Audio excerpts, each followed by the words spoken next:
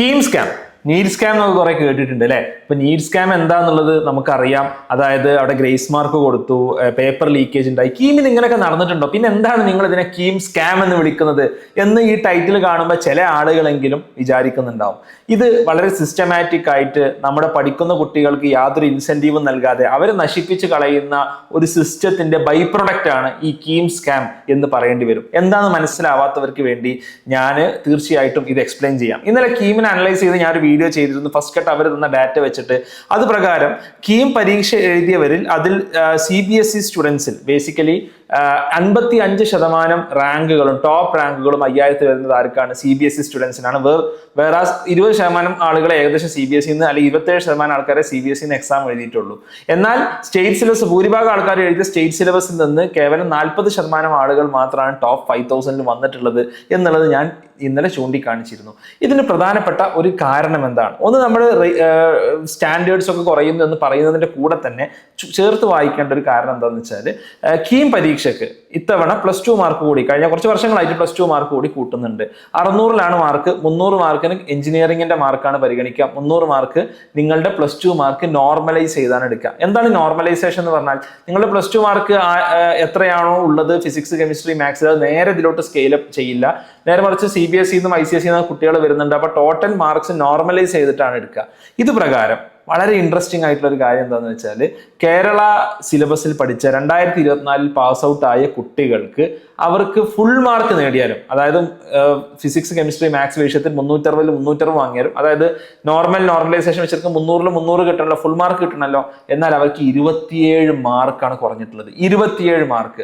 ഇത് 2023-ൽ pass out ആയ ആളുകൾക്ക് 13 മാർക്കാണെങ്കിൽ 2021-ൽ പാസ് ഔട്ട് ആയ ആൾക്ക് 54 മാർക്കാണ് കുറഞ്ഞിട്ടുള്ളത്. ഇതാണ് ഞാൻ സ്കാം എന്ന് വിളിച്ചത്. അപ്പോൾ നിങ്ങളൊന്ന് ആലോചിച്ച് നോക്കുക. കേരള എഞ്ചിനീയറിംഗ് എൻട്രൻസ് ഒരു CBSE കുട്ടിയും ഒരു സ്റ്റേറ്റ് സിലബസ് കുട്ടിയും എഴുതുന്നു.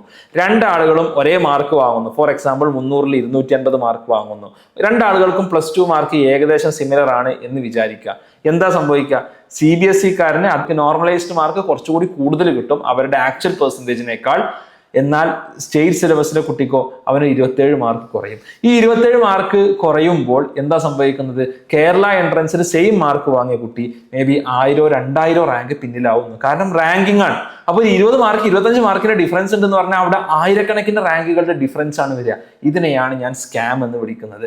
ഈ സ്കാമിന് ആരാണ് ഉത്തരവാദി എന്നുള്ളതാണ് ഇതിൽ ഏറ്റവും പ്രധാനപ്പെട്ട ചോദ്യം എന്നുള്ളത്. എൻ്റെ കഴിഞ്ഞ വീഡിയോയുടെ കമന്റിന്റെ താഴെ ഒരുപാട് കമന്റ്സ് സാർ കുറെ കാലങ്ങളായിട്ട് പറയുന്നത് ഞങ്ങൾക്ക് ബോധ്യപ്പെടുകയാണ്. എന്താണ് ബോധ്യപ്പെടുന്നത്? ഞങ്ങൾക്ക്, അതായത് പഠിച്ച് മാർക്ക് വാങ്ങിയ ആളുകൾക്ക് പോലും അവർക്ക് അതിനൊരു ഇൻസെന്റീവ് കിട്ടുന്നില്ല, അല്ലെങ്കിൽ ആ മാർക്കിന് യാതൊരു വിലയില്ല എന്ന് മാത്രമല്ല ഉള്ള മാർക്ക് ഇവിടെ കുറക്കുകയാണ് ചെയ്യുന്നത്. ഈ നോർമലൈസേഷൻ പ്രൊസീജിയറിന് ആരും കുറ്റം പറഞ്ഞിട്ട് കാര്യമില്ല. കാരണം ഇത് ബേസിക് മാത്തമാറ്റിക്സ് ആണ്.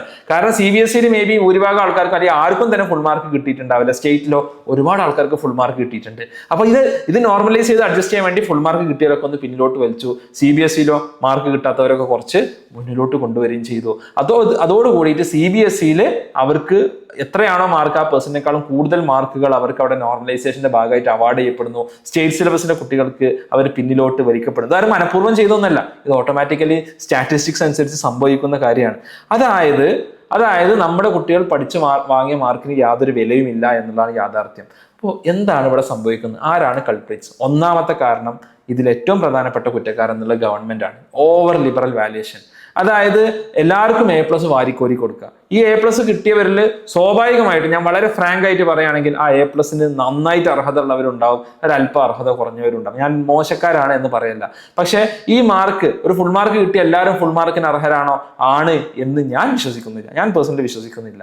ഞാൻ സ്റ്റേറ്റ് സിലബസ് പഠിച്ചു വന്ന ആളാണ്. എനിക്ക് CBSE-ക്ക് വേണ്ടി സംസാരിക്കേണ്ട ആവശ്യമൊന്നുമില്ല. ഞാൻ ഈ സിസ്റ്റത്തെ കറക്റ്റ് ചെയ്യാൻ വേണ്ടിയിട്ടാണ് ഞാൻ പറയുന്നത് എന്നുള്ളത് ഇനിയെങ്കിലും നിങ്ങളൊന്ന് മനസ്സിലാക്കുക. നിങ്ങൾക്ക് എല്ലാവർക്കും മാർക്ക് കൂടുതൽ കിട്ടിയാൽ സാധാരണ ഒരു ബെൽ കർവ് ആണ് ഉണ്ടാവുക. അല്ലെ, ഈ ബെൽ കർവ് ഇങ്ങനെ കുറെ റൈറ്റിലോട്ട് ഷിഫ്റ്റ് ചെയ്ത രീതിയിലായിരിക്കും സ്റ്റേറ്റ് സിലബസിൽ ഉണ്ടാവുക. എല്ലാവർക്കും കൂടുതൽ മാർക്ക് കിട്ടി എന്താ സംഭവിക്കുക? ആ മാർക്കിന് പ്രത്യേകിച്ച് വില ഉണ്ടാവില്ല. ആ വിലയില്ലാത്ത ആ കാര്യമാണ് നമ്മൾ എവിടെ കണ്ടിട്ടുള്ളത്? നമ്മളിപ്പോൾ കീം എക്സാമിന്റെ റിസൾട്ട് വന്നപ്പോൾ കണ്ടിട്ടുള്ളത്. ലിബറൽ വാല്യുവേഷൻ വഴി നമ്മുടെ കുട്ടികളുടെ മാർക്കിന്റെ വാല്യൂ കുറച്ചു. അതായത് അതിൽ നന്നായി പഠിച്ചവനും മേ ബി അല്പം കുറച്ച് പഠിച്ചവനും കുറച്ച് എഫേർട്ട് ഇട്ടവനും തമ്മിൽ ഒരു ഡിഫറൻസും ഇല്ല. ഈ ഡിഫറൻസ് ഇല്ലാത്തത് കൊണ്ട് കേരള എൻട്രൻസിന് എല്ലാവർക്കും ഭീമമായ നഷ്ടമുണ്ടായി. എല്ലാ കുട്ടികൾക്കും ഭീമമായ നഷ്ടം ഉണ്ടായി. രണ്ടാമത് എനിക്ക് പറയുന്നത് ടീച്ചേഴ്സിനോടാണ്. ഞാൻ കഴിഞ്ഞ ദിവസം എൻ്റെ കസിൻ എന്നെ വിളിച്ചിട്ട് പറഞ്ഞു, സ്കൂളിൽ നിന്ന് പറഞ്ഞു ടെക്സ്റ്റ് ബുക്ക് വാങ്ങണ്ടാന്ന്, +1 +2 ടെക്സ്റ്റ് ബുക്ക് വാങ്ങണ്ടാന്ന്. എന്താ ചെയ്യേണ്ടത്? ഞാൻ കഴിഞ്ഞ ദിവസം വീഡിയോയിൽ പറഞ്ഞിരുന്നു, +1 +2 ടെക്സ്റ്റ് ബുക്ക് വാങ്ങണ്ടാന്ന്. കാരണം എന്താ? ഞങ്ങൾ തരുന്ന നോട്ടിൽ ഉള്ളത് പഠിച്ചാൽ മതി, അതേ വരുള്ളൂ. എന്താണ് ആസ് എ ടീച്ചർ നിങ്ങളുടെ ബാധ്യത? ഞാൻ വളരെ ഫ്രാങ്ക് ആയിട്ട് ഞാൻ സത്യസന്ധമായി ചോദിക്കാൻ ആഗ്രഹിക്കുകയാണ്. എന്താണ് ആസ് എ ടീച്ചർ നിങ്ങളുടെ ബാധ്യത? കുട്ടിക്ക് നോട്ട് നിങ്ങൾ എഴുതി കൊടുന്ന് അതേപോലെ പഠിച്ച് വന്ന് നിങ്ങൾക്ക് അവർക്ക് സ്കൂളിൽ മാർക്ക് വാങ്ങി കൊടുക്കുക എന്നുള്ളതാണോ? അതല്ല, നിങ്ങൾക്ക് ആഗ്രഹമില്ലേ ഞങ്ങളുടെ കുട്ടി ഒരു സെൻട്രൽ യൂണിവേഴ്സിറ്റി എത്തണം, ഞങ്ങളുടെ കുട്ടി കീം എഴുതി നല്ലൊരു കോളേജിൽ CET-ലോ TCAM-ലോ പഠിക്കണം, ഞങ്ങളുടെ കുട്ടി JEE എഴുതി NIT-ലോ IIT-ലോ എത്തണം, നീറ്റ് എഴുതിയിട്ട് ഒരു എയിംസിലോ ജിപ്പറിലൊക്കെ എത്തണം, ഇങ്ങനൊരു ആഗ്രഹം നിങ്ങൾക്കില്ലേ? വളരെ മിനിമലിസ്റ്റിക് ആയിട്ട് ചിന്തിക്കുന്ന ഒരു കൂട്ടം അധ്യാപകരെ ഉണ്ടാക്കിയെടുക്കാൻ സാധിച്ചു. അത് സിസ്റ്റത്തിന്റെ പ്രശ്നം തന്നെയാണ്. വളരെ മിനിമലിസ്റ്റിക് ആയിട്ട് മതി അല്ലെ, നമുക്ക് കുറെ പോർഷൻസ് കട്ട് ചെയ്ത് കളയാം. കഴിഞ്ഞ വർഷങ്ങളിലെ ചോദ്യം അതേപോലെ ചോദിക്കുള്ളൂ. അതിനൊരു അല്പം മാറിക്കഴിഞ്ഞാൽ ജനരോഷം ഉണ്ടാവും, കുട്ടികൾ എന്താവും, കുട്ടികൾ രോഷാകുലരാവും, പ്രശ്നമാവും അല്ലെ. ഈ ഒരു സിസ്റ്റം നമ്മുടെ കുട്ടികളെ നശിപ്പിച്ചുകൊണ്ടേ ഇരിക്കുകയാണെന്നുള്ളത് നമ്മൾ മനസ്സിലാക്കുക. അതോടൊപ്പം ട്യൂഷൻ ഓൺലൈൻ ആവട്ടെ ഓഫ്ലൈൻ ആവട്ടെ ഇതേ ഒരു മിനിമലിസ്റ്റിക് ചിന്താഗതി, അത്രയൊക്കെ മതി, ഇത്രയൊക്കെ പഠിച്ചാൽ മതി അല്ലെ, A+-നാണ് വില അല്ലെ, A+ ഉണ്ടായാൽ എല്ലാമായി അല്ലെ. ഈ ഒരു ചിന്ത കുട്ടികൾ വളർത്തി. കഴിഞ്ഞ വർഷം ഞങ്ങൾ പഠിപ്പിച്ചതേ വരുള്ളൂ, ഞങ്ങൾ ഈ പറയുന്നത് മാത്രമേ വരുള്ളൂ, ഈ ക്വസ്റ്റ്യൻസ് മാത്രമേ ചോദിക്കുള്ളൂ. ഈ രീതിയിൽ കുട്ടികളെ നമ്മൾ മോൾഡ് ചെയ്തെടുക്കുക. എന്നിട്ട് ഈ കുട്ടികൾക്ക് രണ്ട് രീതിയിലുള്ള കാര്യങ്ങൾ. ഒന്ന്, പല കുട്ടികൾക്കും ഒന്നും അറിയില്ല, ഇതൊക്കെ മതി എന്ന് വിചാരിച്ചിരിക്കുന്ന ഒരു കുട്ടികൾ, ഒരു കാര്യം പിന്നെ പോട്ടെ നമുക്ക് വെക്കാം, അവർ എഫേർട്ട് ഇട്ടിട്ടില്ല, പല ആൾക്കാരും എഫേർട്ട് ഇട്ടില്ല. രണ്ട്, ഇതൊന്നും പോരാ, ഒരു എഫേർട്ട് ഇടണം എന്ന് വിചാരിച്ച് വലിയ CBSE സ്കൂളിലോ അല്ലെങ്കിൽ കോച്ചിങ് സെന്ററിലൊന്നും പോകാൻ കാശില്ലാതെ വരുന്ന, എന്നാൽ നല്ല എഫേർട്ട് ഇട്ട് വളരെ കഷ്ടപ്പെട്ട് പഠിക്കുന്ന കുട്ടികൾ. ആ കുട്ടികളെ സംബന്ധിച്ചിടത്തോളം അവരിട്ട എഫേർട്ടിന് ഒരു വിലയില്ലാത്ത അവസ്ഥ. അവർ കഷ്ടപ്പെട്ട് നേടിയ മാർക്ക്, അവർ കീമിന് നല്ല മാർക്ക് വാങ്ങിയിട്ടുണ്ടാവും, അവർ +2-ന് നല്ല മാർക്ക് വാങ്ങിയിട്ടുണ്ടാവും. എന്നാൽ ആ മാർക്ക് വാങ്ങിയത് മൂലം അവർ ഇഷ്ടപ്പെട്ട ബ്രാഞ്ചോ മറ്റൊന്നും കിട്ടാത്ത അവസ്ഥ. കാരണം ഉള്ള മാർക്ക് തന്നെ ഒരു 20-30 മാർക്കൊക്കെ കുറക്കുക. എന്താണ് നമ്മുടെ നാടിന്റെ അവസ്ഥ എന്നുള്ളതാണ് എന്നെ സംബന്ധിച്ചിടത്തോളം ചോദിക്കാനുള്ളത്. ഇവിടുത്തെ പ്രശ്നം ക്വാളിറ്റി എഡ്യൂക്കേഷനെ കുറിച്ച് ഒരു മനുഷ്യൻ കെയർ ചെയ്യുന്നില്ല എന്നുള്ളതാണ്. എന്താ പറയുക, പേഴ്സൻറ്റേജസിനെ കുറിച്ചും പാസ് റേറ്റിനെ കുറിച്ചും മാത്രമാണ് നമുക്ക് ചിന്ത. ക്വാളിറ്റി എഡ്യൂക്കേഷനാണ് നമുക്ക് കിട്ടുന്നത് എന്നുള്ളതിനെ കുറിച്ച് ആർക്കും ചിന്തയില്ല അല്ലെ. 10th ഇത്ര ശതമാനം വിജയ ശതമാനം ഉണ്ട് നമ്മൾ പറയണ്ടല്ലോ, 12th ഇത്ര വിജയ ശതമാനം എന്നുള്ളത് പറയണ്ടല്ലോ. ഇതൊക്കെ കഴിഞ്ഞു പോകുന്ന KTU-ൽ 53% വിജയമുള്ളൂ എന്നുള്ളത് എന്താ നമ്മൾ പുറത്തു പറയാത്തത്? അതിനെക്കുറിച്ച് എന്താ നമ്മുടെ സമൂഹത്തിൽ ചർച്ചകൾ നടക്കാത്തത്? നമ്മൾ വളരെ ഗൗരവമായിട്ട് ആലോചിക്കേണ്ട വിഷയമല്ലേ. മീഡിയാസ് ഈ വിഷയം ചർച്ച ചെയ്യാറുണ്ടോ? പൊളിറ്റീഷ്യൻസ് ഈ വിഷയം ചർച്ച ചെയ്യാറുണ്ടോ? ഇതൊന്നും ആരും ചർച്ച ചെയ്യാറില്ല അല്ലേ. തോറ്റുപോകുന്ന കുട്ടികളെ കുറിച്ച് ആരും ചർച്ച ചെയ്യാറില്ല. കാരണം നമ്മുടെ സിസ്റ്റം, അവർ 10th-ലും 12th-ലൊക്കെ ജയിച്ചു വരുന്നുണ്ടെങ്കിലും പിന്നെ അവരെ തോൽപ്പിക്കുകയാണ്. ഈ ഹയർ എഡ്യൂക്കേഷനിൽ ഒരു ഹയർ കാര്യങ്ങൾ പഠിക്കാനുള്ള ഒരു കേപ്പബിലിറ്റി കുട്ടിയെ സംബന്ധിച്ചിടത്തോളം ഇല്ല. കുട്ടിയെ കുറ്റം പറഞ്ഞിട്ട് കാര്യമില്ല, ഞാൻ കുട്ടികളെ കുറ്റം പറയില്ല. നിങ്ങൾ ആ സിസ്റ്റത്തിന്റെ വിക്ടിംസ് ആണ്, ഇരകളാണ് എന്നുള്ളത് കുട്ടികളും പാരൻസും എന്ത് ചെയ്യുക, മനസ്സിലാക്കുക. ഹയർ എഡ്യൂക്കേഷനിലെ ഫെയിലിംഗ് സ്റ്റാൻഡേർഡ്സിനെ കുറിച്ച് ആരും സംസാരിക്കുന്നില്ല. So don't cheat our children. നമ്മുടെ കുട്ടികളെ ചതിക്കരുത്. അവർക്ക് മാർക്ക് നൽകുക, അവർ പഠിച്ചതിനുള്ള മാർക്ക് നൽകുക. എന്ത് അവർക്ക് കിട്ടാൻ, അവർക്ക് നൽകാൻ അവകാശപ്പെട്ട മാർക്ക് നൽകുക. ഇപ്പൊ അവകാശപ്പെട്ട മാർക്ക് കൂടി കവർന്നെടുക്കുന്ന അവസ്ഥയാണ് ഉണ്ടാവുന്നത്. ഇത് സിസ്റ്റമാറ്റിക് ആയിട്ടുള്ള ഒരു ഫെയിലിയർ ആണ് നമുക്ക് സൂചിപ്പിക്കുന്നത്. ഓക്കെ, ഒരു സിസ്റ്റമാറ്റിക് ആയിട്ടുള്ള സ്കാം, ഓവർ ദ ഇയേഴ്സ് നടന്നിട്ടുള്ള ഒരു സ്കാം. നീ ഇത്രയൊക്കെ പഠിച്ചാൽ മതി എന്ന് പറഞ്ഞിങ്ങനെ കൊണ്ടുവന്ന് ആവശ്യത്തിൽ കൂടുതൽ മാർക്ക് വാരിക്കോരിക്കെടുത്ത് അവസാനം മേലെത്തിയിട്ട് ഉള്ള മാർക്കിൽ നിന്ന് കുറക്കുന്ന അവസ്ഥ. ഈ സിസ്റ്റമാറ്റിക് ആയിട്ടുള്ള സ്കാമിനെതിരെ പ്രതികരിക്കാൻ നിങ്ങൾ റെഡിയാണോ എന്നുള്ളതാണ് എനിക്ക് ചോദിക്കാനുള്ളത്.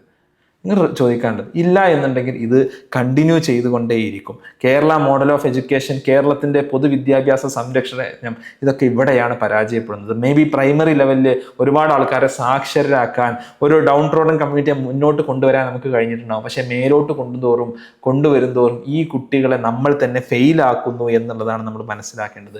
ഒരുപാട് വർഷങ്ങളായിട്ട് നമ്മുടെ എഡ്യൂക്കേഷൻ സിസ്റ്റത്തിലെ ആ പൊളിറ്റീഷ്യൻസും ബ്യൂറോക്രാറ്റ്സും ചെയ്തു വരുന്ന ബ്ലണ്ടേഴ്സിൻ്റെ പരിണിത ഫലമാണ് നമ്മുടെ കുട്ടികൾ അനുഭവിക്കുന്നത് എന്നുള്ളത് നമ്മൾ മനസ്സിലാക്കുക. ഇതിൻ്റെ നെക്സ്റ്റ് ഫലം അവർ അനുഭവിക്കാൻ പോകുന്ന അവർ കോളേജിൽ പോകുമ്പോഴായിരിക്കും എന്നുള്ളത് നമ്മൾ തിരിച്ചറിയാം. ഇത്രയാണ് പറയാനുള്ളത്.